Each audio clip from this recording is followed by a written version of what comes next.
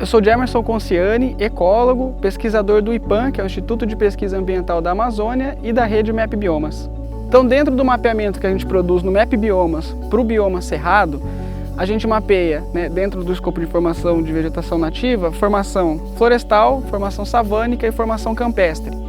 Aqui a gente está numa área que é de formação florestal, especificamente da fisionomia de cerradão. Então é uma área bem característica, O que a gente vê são árvores relativamente altas, com porte de 5 a 6 metros, um dossel coberto, ausência de um extrato gramíneo no subbosque e algumas espécies bem características do cerradão, como a sucupira preta, a peroba do campo, que são bem características dessa fisionomia. Aqui a gente está numa área de formação savânica, especificamente numa área de cerrado senso estrito, que é essa expressão do cerrado mais conhecida pelas pessoas, onde a gente tem um extrato de gramíneas, cobrindo essa parte inferior do terreno, você tem um extrato arbustivo e herbáceo muito bem definido, mas a principal característica dessas áreas é o extrato arbóreo.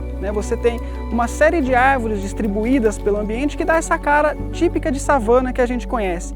Uma outra característica muito importante desses ecossistemas é a casca das árvores. Ela tem essa casca que a gente chama de cortiça, que forma uma espécie de proteção para o fogo. Essa árvore ela acabou de pegar fogo no ano passado, mas ela já está regenerada, Ou seja, essa casca ela atua como uma espécie de isolante para a gema dessas árvores. As savanas, elas são o tipo de ecossistema mais abundante no cerrado e ao mesmo tempo o mais ameaçado. Mais ameaçado porque a maior parte do desmatamento está concentrado nesse tipo de formação em todas as regiões do bioma. Aqui no Parque Estadual de Terra Ronca, numa área tipicamente campestre. Uma área campestre ela é caracterizada basicamente por formação gramínea, ausência de arbustos, ausência de arbóreas, é como se fosse realmente um campo, E esses campos eles podem ocorrer em áreas mais secas, como essa área que a gente está vendo aqui, Então é um terreno bem arenoso, basicamente areia, ou esses campos eles podem ser úmidos também. Se a gente vê um pouquinho aqui mais para baixo,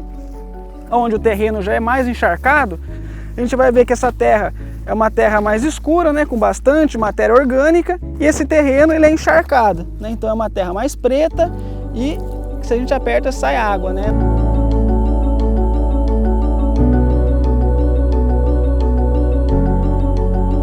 Com relação ao fogo nas áreas campestres, existem duas características diferentes. Nessas áreas mais secas, acaba sendo um fogo de superfície, então o combate ele acaba sendo feito com abafador, com soprador, com a brigada conseguindo atuar diretamente.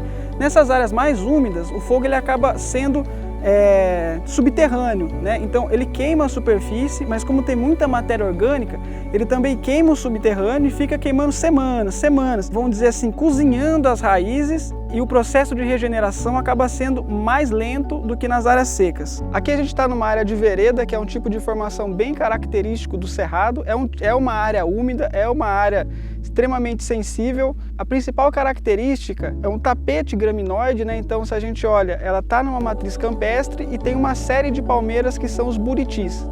Essas áreas elas estão associadas geralmente a solos encharcados e são áreas super sensíveis porque qualquer mudança no regime hídrico, qualquer flutuação do solo freático descaracteriza essas áreas. Falando um pouco sobre a importância das veredas, existe um alto grau de endemismo de herbáceas, ou seja, são espécies de herbáceas que só ocorrem associadas a esse ecossistema que são as veredas.